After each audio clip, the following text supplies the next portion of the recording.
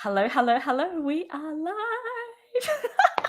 I'm in a very giggly mood today and also totally in a range woman mood because I was up at 4:44 and I've done so many things. If you watch my posts, you'll know I've exercised, had coaching calls, plus I've got quite a few special announcements coming up. And I'm so excited, I forgot to introduce myself. Yep, that's me. I'm Lala Angela Wayne. I am your host of the Range Woman, the variety show. It's a live cast because we're going on live, and it's also a podcast. So you can find me in all major podcast platforms, or you can just find me here on my business page or my personal page. You can find me anywhere. Now, I am super excited, as you can see, because today we have got one of my very, very good friends, Michelle Wong, on the show. No, we're not twins, even though our last name is similar, even though we're both Asian. We're definitely not twins for those people that are wondering. And as you can see, I'm very giggly today. Now, Michelle is a woman of many talents, and we're going to talk about her career, her transition, HD, all the things. But before I introduce Michelle to the show, I just want to share with you guys what range woman really is all about. Range women to me are women who, now a lot of people are like, well, I'm a range woman anyway, because as a woman, we're so good at multitasking. But to me, the key is a range woman is being able to flow, not juggling, flow between the various things they are doing that gives them joy, hobbies, passions, family, whatever it is. But the most important thing is that they are able to do it with ease, grace, and plenty of pleasure. A lot of people ask me, Lala, how do you do all these things? And for me, it's like I know I'm not the odd one out. There are so many people in my world that are doing exactly the same thing. And I really want to create a platform that features an amazing woman just like that. Just like Michelle that's coming into the show. And that's why I've created this live cast. And before we go on any further, I really just want to say also, today is also the day where I open up the door for my mastermind, where I meet a lot of amazing women. Now, in this mastermind, we've got an open week next week. So you get to come in for free to experience what a mastermind is all about. Michelle is in the mastermind that I have with my coach. And this is how I elevate and have all this amazing women in my world. If you want to elevate your world, the best thing to do is to surround yourself with amazing woman that you want to become, the amazing woman that you feel in alignment with, that lights you up, that allows you to get up at 4:44 in the morning and just go, I want to hang out live with all these people so I get to elevate my standard, elevate my vibration. And Michelle is definitely one of those women that picks me up when I'm low and that celebrates with me when I'm high like this. And I am so happy and so grateful that Michelle is here. So I'm going to bring her on. Michelle! Oh my God, totally in my generator vibe today. Like the energy is off the roof. I love it. I love it. I love it. Oh my God. I love your intro and all the things. I'm so happy to be here. Thank you. Thank you. I am so grateful. Like literally what I said, I meant every word I say. When I am low, Michelle's the one that picks me up. Yeah. And when I am high, she's the one that just goes, yay, and celebrate with me. So we need more of you in our lives. Thank you. Oh my gosh. Now you're in Seattle, which means you're a day behind me. Which means the good thing is it's still Friday 13th where you are. So what's your thought on Friday 13th? I know we had a really interesting conversation around Friday 13th. Yeah. And I know you've got an interesting perspective on Friday 13th as well. So I would love to know. Friday the 13th is like my lucky day. I just love Friday the 13th. I don't know, like, and there's actually a history to why people say it's unlucky. And it's actually a very goddess day. It's a goddess number. It ties to the energy of witches. And I feel like, there's a lot of history here, but as the patriarchs started to rise, they, it was easier to say it was unlucky, but really it's the goddess day, right? And I think the word goddess, witch, a lot of that has it needs to come back in its full power. I'm so glad you talk about it. Like, for me, witches are related to, there's another word for it called crone. And for me, I resented that part of me for so long. It's just like, no, that, how we always almost have that negative sort of connotation around witches, around crone, that they're evil, bloody fairy tales, really. Yeah. And it really wasn't until this year when I really embodied and taking onto my woo-woo self. I'm like, actually, you know what? We all have a bit of witchiness in us. We all have a bit of crone, because that's part of the archetype of woman. And when we start to stepping into ourselves, that's a part of us. That's the magical part. I agree. And I feel like even for myself, like the word witch was really, I just did not like it. It just felt very like, what, witch? Like, I don't like that word. And it was one of my mentors who kind of planted that seed that, it's actually something really powerful that we can reclaim. Yeah. And so even the word crone, I always thought the word crone is maybe like an older woman in her 60s, 70s, 80s. So I'm like, I'm not there yet. So I haven't really like connected witch and crone. But I love how you said it's like part of the archetype of the woman and like the woman's journey. That's something that hasn't really been celebrated as much through just the years of the stories and the fairy tales. It's always like, the beautiful young maiden and then the old, witch. Like what happened in between, Yeah. Yeah, what I start to embody is really the wise woman, which is exactly the same. It's our inner wisdom. Speaking of inner wisdom, you are a wise woman that has got, how do I put it? It's like you always have this little surprise factor. There's so much I don't believe the outside world knows about Michelle. Like, I don't even think a lot of us know that you actually had a career before you like fully embodied into HD, human design. So tell me about the journey before you really embody upon this whole human design journey, and as a coach, as a mentor in the online world. What was that like to be Michelle Wong? Oh my God. You know what's really funny? Like, because we talked about this before we hit the live button. I was like, I feel like I don't share about it as much because for the longest time, I was trying to release that identity because I didn't want to be boxed in. Like, I'm no longer doing this work anymore. I want to step into my new identity. And now that I'm fully in this new identity, I'm like, nobody knows about my path because I don't even talk about it. And a part of me is like, wait, I used to do that. Like, hello. So I'm so glad that you brought it up. So I actually have an engineering background. I study systems and information engineering as my undergrad. And right even before I graduated, I landed in a very amazing corporate job in the software world. And that's what brought me out here to Seattle. And that was what I did for 7 years, full-time engineering. I worked with developers, program managers. We created a really amazing product that still exists and people use. Everyone's probably heard of it. And it was, I mean, it's like, it's, and I'm just like, that's a part of my past that I'm actually really proud of. Like I was part of something that was really awesome and a product that I was really proud to work on.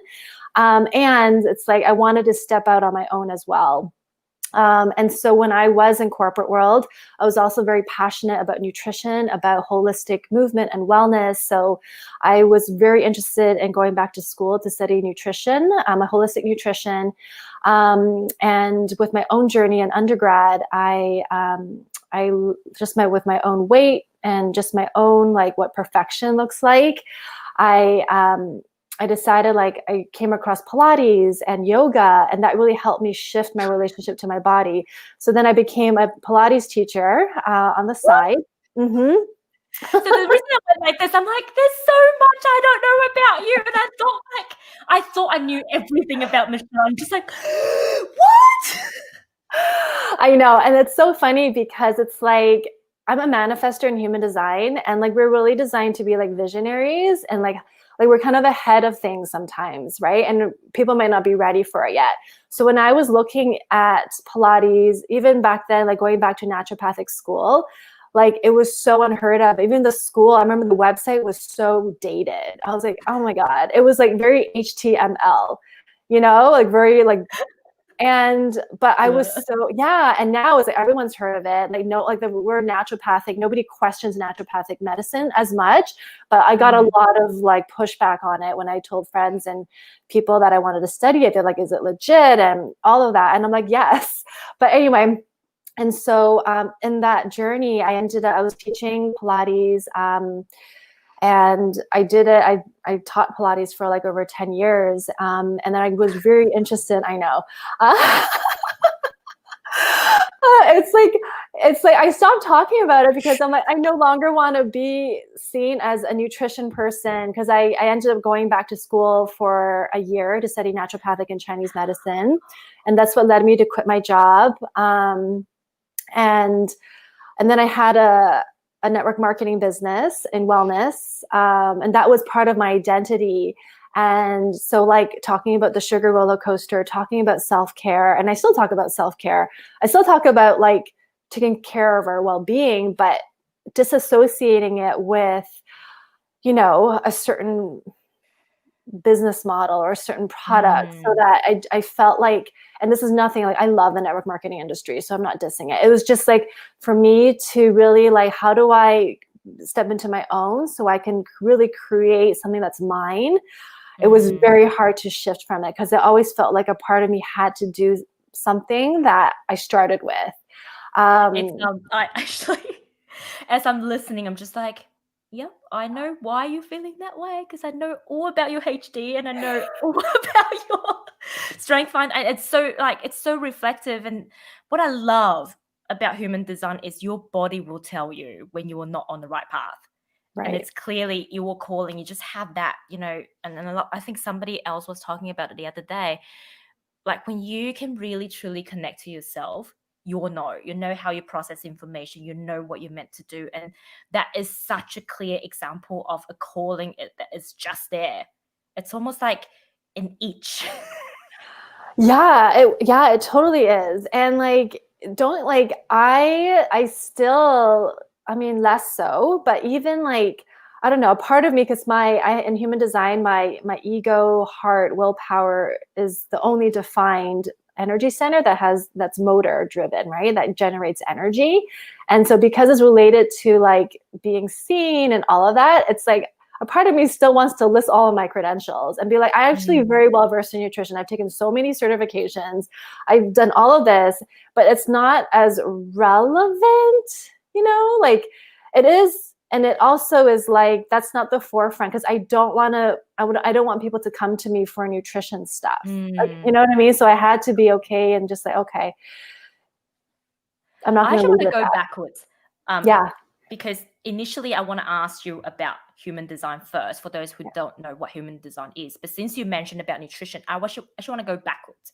I want to take a really, really deep dive into human design, because one of the components and one of the things that you really got me falling in love with human design, like when I had a session with Michelle back in, I'm trying to think, June, July-ish. Yeah, it was somewhere like, shortly after I joined the mastermind. Yeah. And I was still not sure. And for me to have that session was to find out more about human design. What you got me really hooked on is when you actually took a deep dive and talk about nutrition, talk about my environment.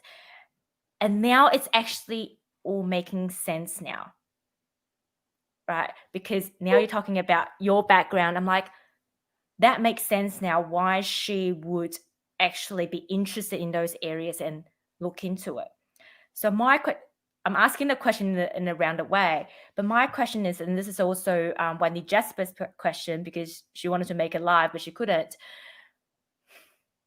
What do you think? Because there's so many human design readers out there. It's almost like human design has become the trend of 2020, the new black of 2020 almost like in the personal development world, right? It's like if you want to be a hip coach or mentor or in like personal development in 2020, talk about human design. But for those of us that's done your reading, we all know that you don't just talk about the surface levels that people could just type in their birthday, find out about their birth time, and then just go, yep, that's my human design. You actually take a deep dive into the different areas. So I know I kind of answered the question, but I also know you've got a real passion towards wanting to know more about people. So what do you think gives you that desire to really wanted to create a different reading and a different, I guess, experience for your clients, and what makes you stand out? Oh my God. Oh my goodness. Well, thank you for that question. First, like when I saw Wendy's question, I was like, I don't even know how I'm going to like best answer this, because I feel like I haven't had that many, I haven't received that many HD readings. So it's like, I don't even know how I stand out from other HD readers, except for what Wendy says. Yeah, it's like, well, I read other people's HD, but I've never really, how many HD readings can you possibly do with other HD readers, right? Yeah, but she's had other had other readings. And so I guess she just has a different, but like, I think for me, it's like so we're all unique. That's how I see ourselves. Even if, a large percent of the population are generators, we all express who we are, our energy type, all differently. So just because, one person's a generator, another person's a generator, like, yeah, there's like an energy that gets translated, that has like that magnetism, and like there is a sustaining of energy. But like at the end of the day, every chart is unique, and that's what I'm interested in, like seeing what is unique about somebody. And I know that for me, like when I receive a reading, I want to like find someone who can really tap into my uniqueness. And so that is important. So like I spend time looking at a chart before the reading. I spend actually like a few hours looking into it because it's important for me. And I like to go into something prepared. Maybe like if I've done 10 years of reading, I'll be so like, I can just look at it and know. But like I still, like for me, I want to make sure like I know I have everything ready. And I want to pull out really what makes someone unique, so that they notice it, they feel it, and not be like, oh, I'm just like a carbon copy. That doesn't seem exciting at all. Yeah, I don't know if I answered the question. I think you did. And like, again, it's actually very reflective in your human design and your strengths, right? So if I look at your new strengths, and we're going to talk about that in a minute, you've got activator, you've got positivity, and you've got learner, and you've also got significance, and you've also got empathy. So if I look at a combination of these 5 strengths in combination with your HD reading, it's like you don't like cookie cutter. That's the thing. And it's not just for yourself. You're actually interested in people, because that's how you create harmony. And your strength in significance isn't just for you. It's about how you make other people feel that they're important too. And I think that's such a combination with learner as well. It's like you just want to take a deep dive and really get to know the person in so much detail. And the reason I said Michelle is a great friend is because she actually does the work. Like when we first connected, she's like, let's connect, let's do a Zoom, let's chat. And she genuinely want to know everything about you. And that is such a reflection of you as a person, and is so reflected in your HD reading. It's just like all the things. You are actually genuinely passionate about me as your client, and you want to know all the things. And that's what's special about you. And that's why I love you so much. Oh, thank you. I love that. Thank you. I will receive that. Yeah. And it's like, It really is. Like whenever I reach out and like I just, let's have coffee or tea. I don't drink coffee, but like I just want to like, tell me your life story. I want to hear all about it. Like give me all the details. And yeah, and a lot of times it's like with human design, it's the energetics, but there's also personality pieces to it. And I'm really curious to see how the chart comes alive in somebody, like that's what I'm really interested in. So if I could have an ideal reading, I'm like, why don't you spend the first half hour, tell me your story. I just want to learn more about you. And then like, I'll see, oh yeah, that's why it makes sense in this chart. Like, but it doesn't work like that. In other words, you could sit down with them, have a meal, and just enjoy the rest of the day while talking about HD readings and everything about your client. That would be pretty awesome. Yeah. So, okay, like I said, we're going to go backwards. So now you get to tell us, what is human design really? Oh my goodness, that's so good. Yeah, so human design is a system that if I have to like say it in like one simple sentence, it really is like your soul's energetic blueprint of how you're designed to be in the world and how you're meant to navigate in the world.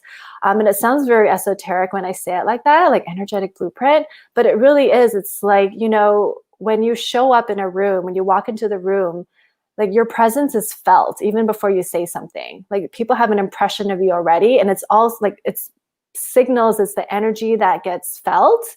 And that's, human design from a larger perspective. And then it gives you very practical tools and ways of how you can come back to your own self and come into alignment with your own energy so that you can navigate the world with more ease and flow if you choose to.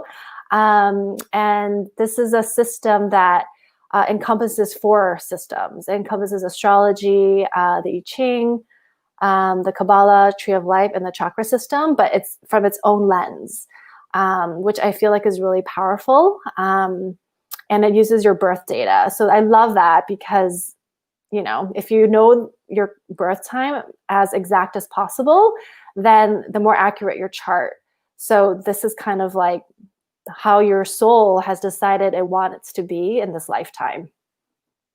That is so amazing. Now, remind me again, because I always forget, how many human design types are there?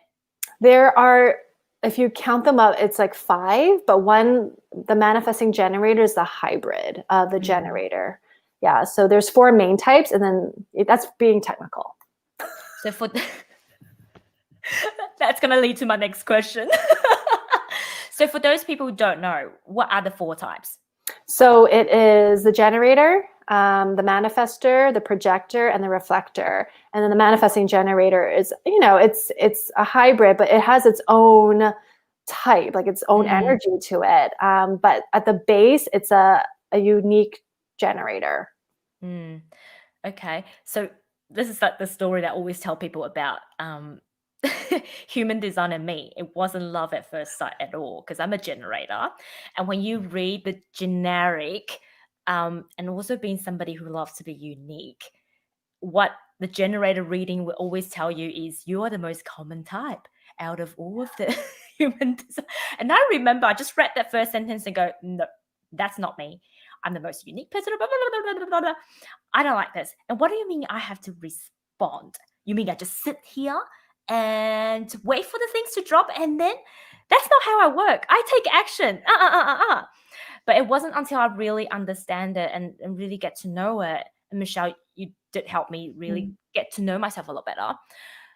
I realized that generators are actually quite special and we are so needed on this planet.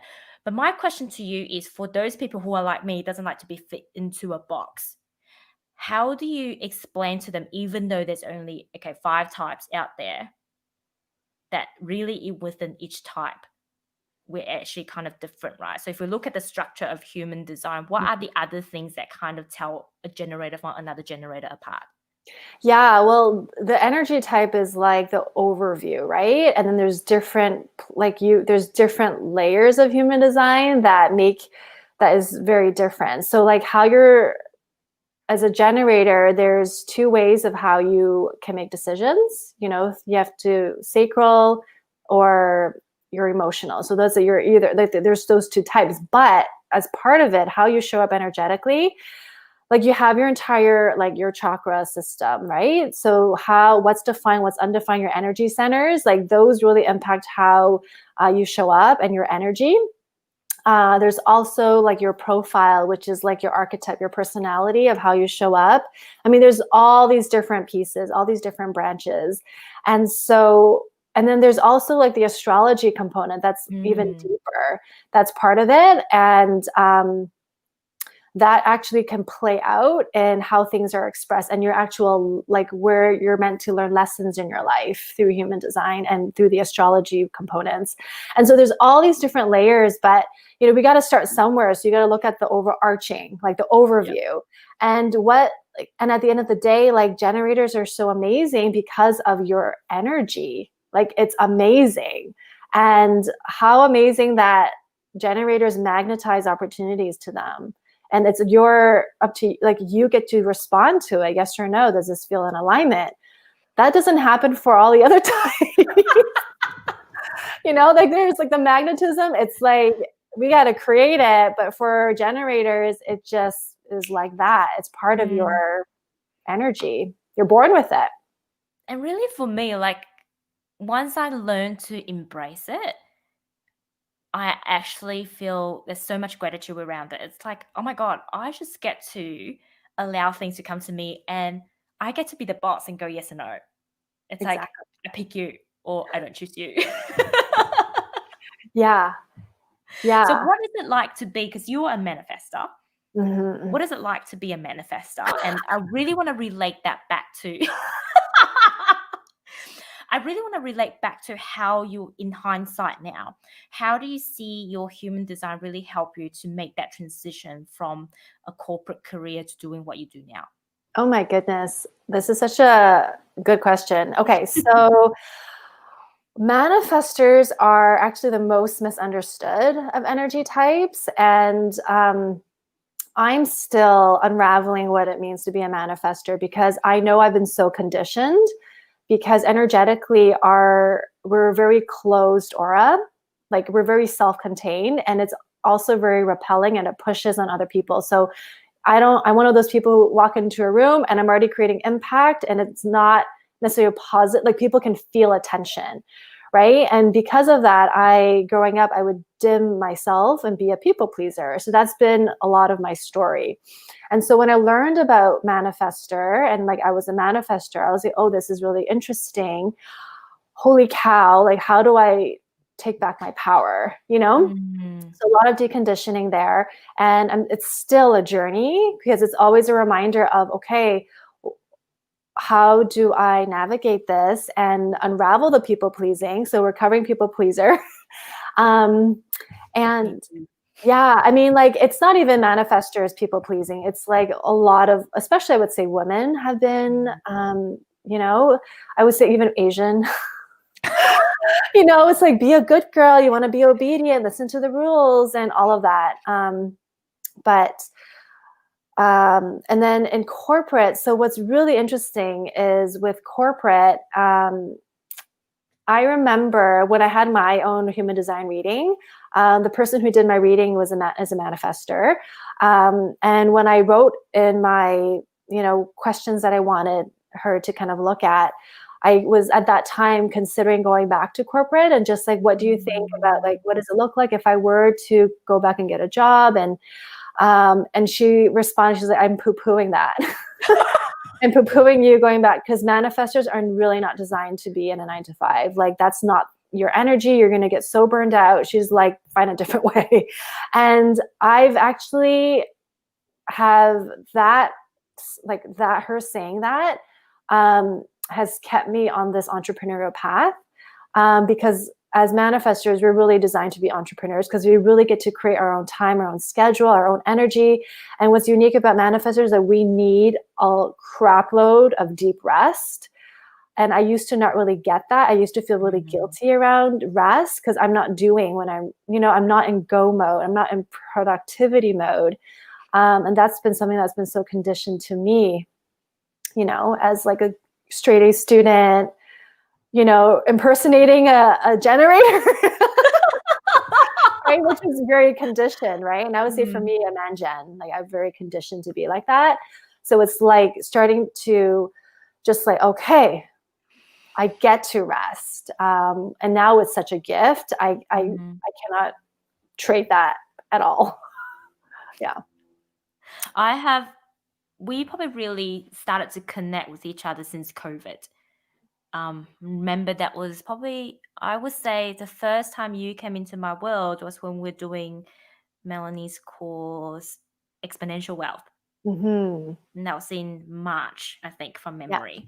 Yeah. And you have just been that person that's in there. I think the learner in you will always be in you when we're talking about strength.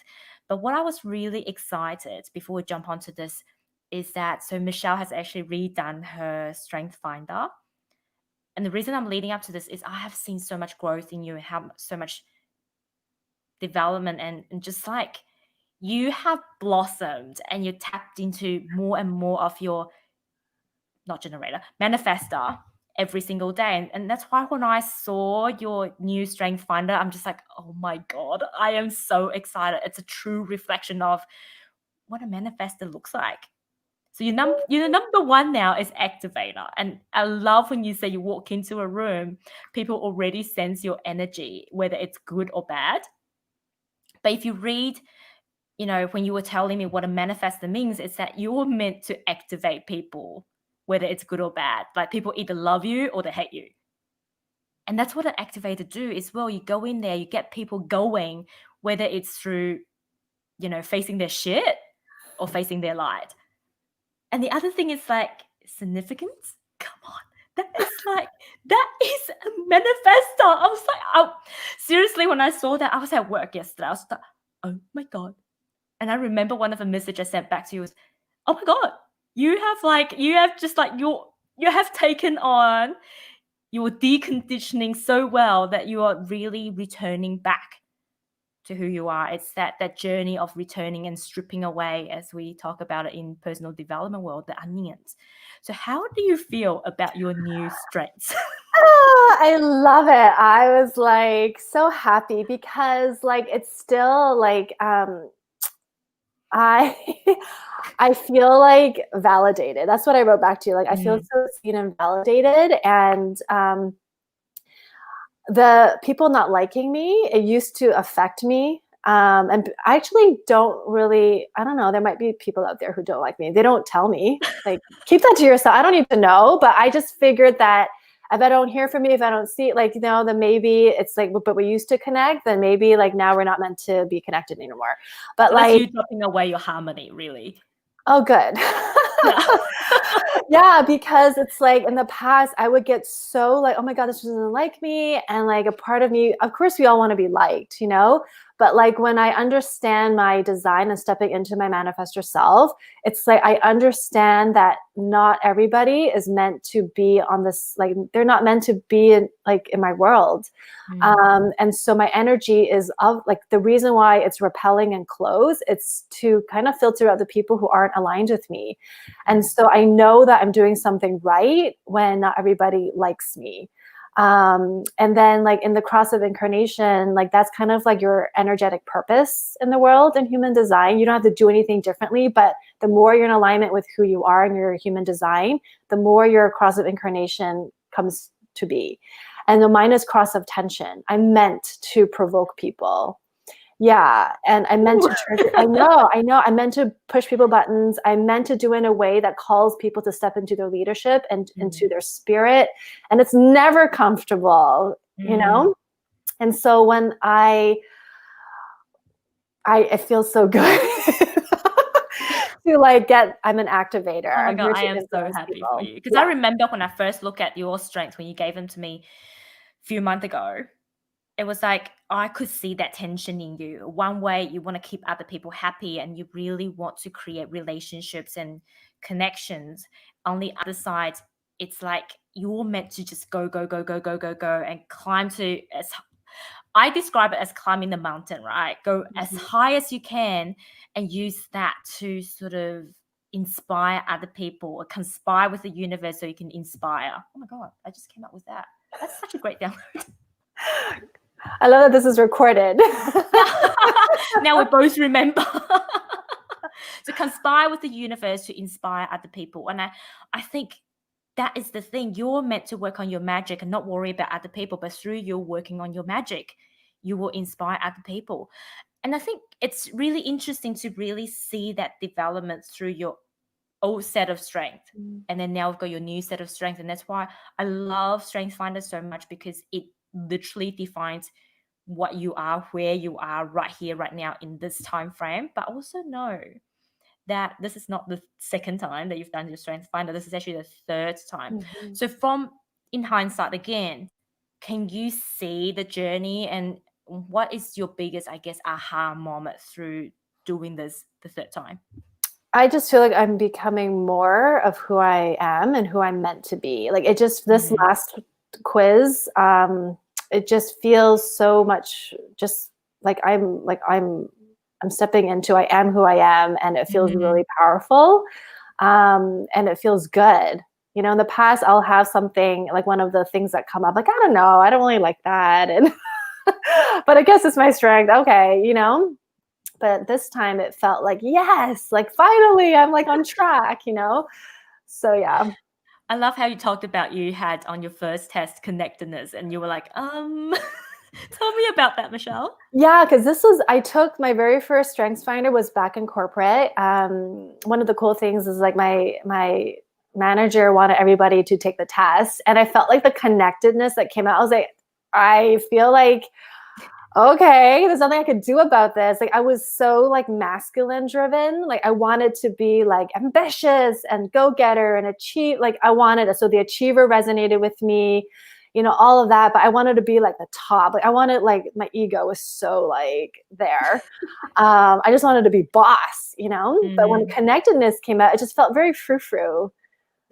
And I was like, I don't know what to do with this. Okay, it just felt, you know, it's a very left field, just like yeah. So with the second time I took the test, connectedness was no longer there, and I was like, yes. So I laugh and giggle because connectedness was actually right down the bottom the first time I took my test, because I wasn't really connected to me. And for those of you who don't know what connectedness is, very biased, but it's like one of the most awesome strengths. And that's one of the strengths that I love, because connectedness is actually now one of my top 5. It's your connectedness to the universe. But here's the magic, how you bring it down to earth. And that's why I love it so much. And I remember saying this to you just before we jump on, Michelle, I really feel like there's more of that connectedness coming back to you now. Like even just through this interview, you feel like your energy is just, I'm really sure of myself. I am so centered. I know what I'm doing, and everything that's coming through, you're just in this flow. And oh my God, it's such a pleasure to be in that energy. It's not repelling, I'll tell you that. But it's definitely a very strong energy. It's just like, you feel like I can manifest through you. It's just like, Michelle's just that manifesting energy just right there. I'm just like, I feel like you're like my lucky charm. Like, it's just going to come. Oh my God, I love it. Can I quote that? You can so quote that. Oh my goodness, I love it. Thank you. You're welcome. Yeah, you know what's interesting, because the connectedness, when I first read it, it was really about my faith, and I grew up Catholic, and so I was just like, I don't know what to do with this. But I love how you described connectedness, because I'm all about connection to the divine and to the universe. So I love that you're saying like bring it down. I'm like, okay, can we put that back on my list? And I feel like that's actually the energy of a manifester, right? It's, if you think about manifestation, it's, to me, if we can manifest it, it's a divine guidance, but that means that we get to have it. So it's like you bringing that heavenly gift down to earth and seeing it burst through you. And that's just like, it's the most magical thing. It's like giving birth to a baby every single day when you're manifesting. That's actually true, because one of the unique things with manifestors is like we get urges, and these urges are like from the divine. So it's not meant to be like an external, like, you know, I'm not designed to respond. And like it comes down, right? So that's where I need the rest time, so that I'm open to the urges. And And so that's what you just said about aligning with the divine and it coming through. That's what manifestor energy is meant to, like, that's the proper use of it. And then once it's in alignment with our authority, how we make our decision, once it's a go, we have the energy to make it happen.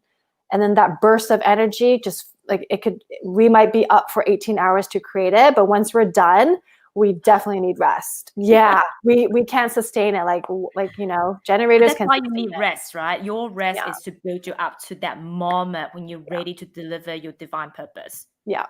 And that is so beautiful. So I guess my last question is, once we find out about our human design, what are we meant to do with them? Oh my God.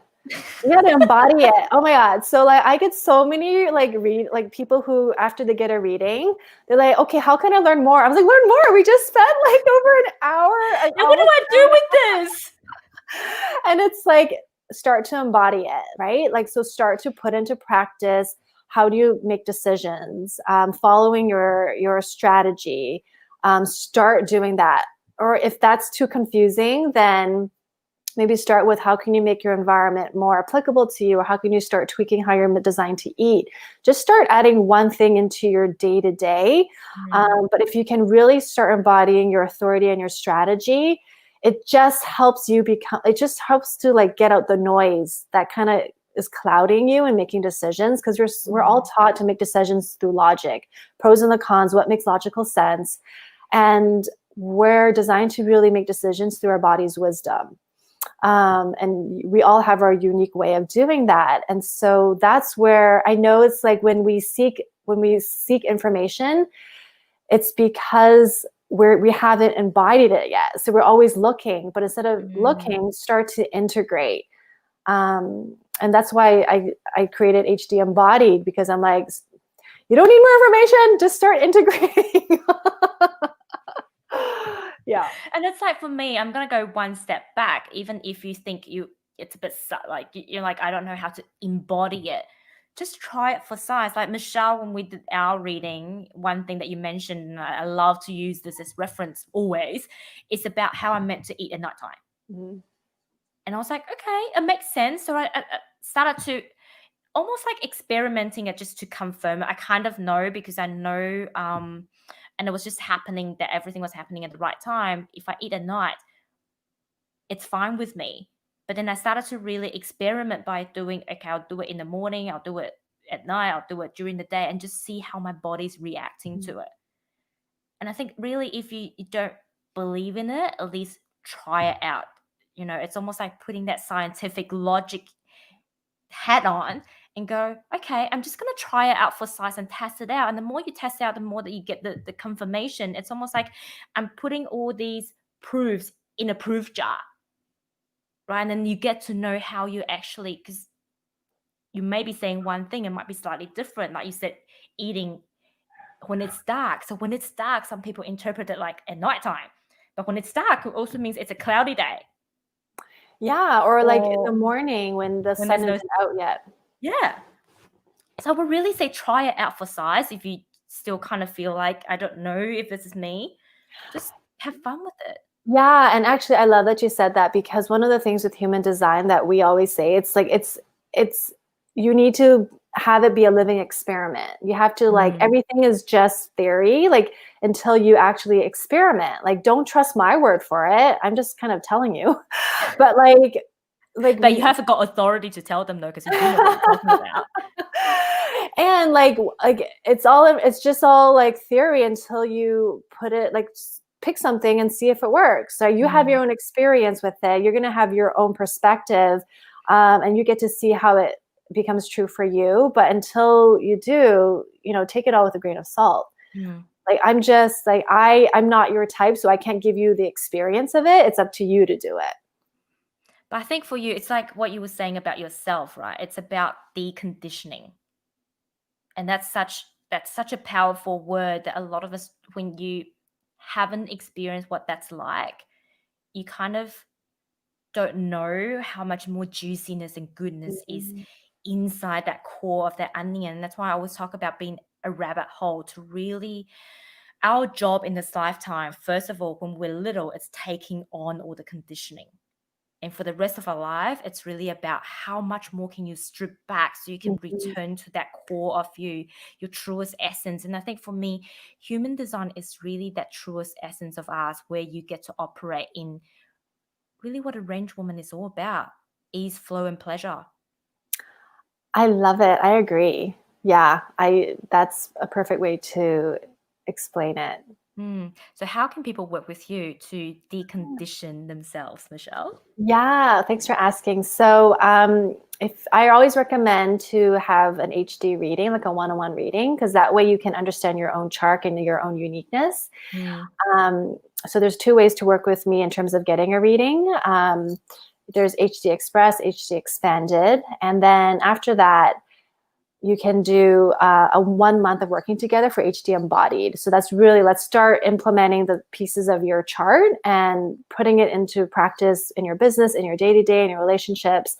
And then it's so interesting because I've had people reach out to me the same week about doing readings with their partner or with their business partner or their business team. I'm like, okay, let's give this a go. And the results has been amazing. So I also offer that. And yeah, I mean, it's all about what you want to create. So I'm here to support you if it's something I can do. And there's something important to mention as well about your birth time. Do you want to talk about that, Michelle? Oh yeah, you want as accurate as possible. And I think that's really cool because like this is a system that the more you know the accuracy of your birth time, the more accurate your information. And so if somebody comes to me, they're like, I think I was born around 9:15 a.m. or p.m. What I will do is I'll just kind of do it like, okay, what does it look like in your chart if you're born at 9 or 9:30? And I want to see what changes in your chart. Sometimes there's no change, which is great. And then sometimes there's like a few things that's different. I just skip the parts that are different. And like some people don't know their birth time. And I'm like, you know what? In that case, like it's okay. Like it's maybe just part of your soul's path to trust your own journey, you know? And just release the having to know and just leaning into the unknown. Might be scary for some, but it is interesting. Yeah, you know, I feel like from like at this day and age, birth time is so important. You like it should be mandatory for every hospital and every person giving helping deliver. Well, I am so going to have, and I know you're a sticky pad kind of girl. I'm so going to have a sticky pad when I'm giving birth to my baby, like somewhere, just to tell a doctor, make sure you record down the time because I want to know. So apparently, the Australian hospital system actually don't record the birth time. Don't or do? No. So that's what I want to know. Yeah, make sure if you're a doctor, if you're watching, if you see me, if you see this face in your hospital delivering, make sure you record down the time of the birth of my baby, please. It's so important. Oh my goodness. Yeah, because I'm getting the HD reading done for my kids when they're born.